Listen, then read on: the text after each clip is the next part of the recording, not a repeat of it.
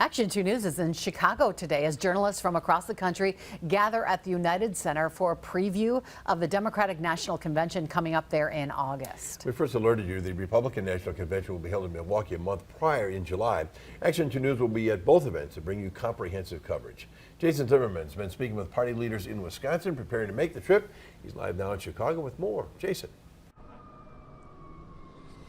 Bill, I'm told the Wisconsin delegation will definitely be in the spotlight for this convention, which is made up of 95 members and 7 alternates representing a state that some say President Joe Biden must win to be reelected in November. Today, members of the media attended a preview for the convention at Chicago's United Center.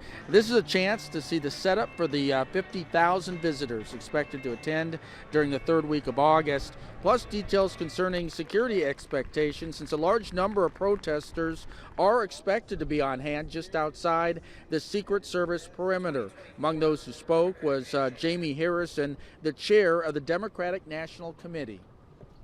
While the Republican convention will be mired in chaos, fear, and division, the Democrats will host a hopeful convention, providing all Americans an important moment to celebrate our freedoms and come together as a nation.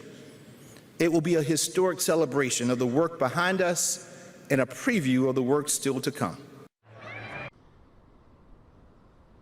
At-large delegates are also being accepted to represent Wisconsin here at the United Center. If you would like to be a part of that, you can apply at wisdems.org. Reporting live in Chicago, Jason Zimmerman, Action 2 News.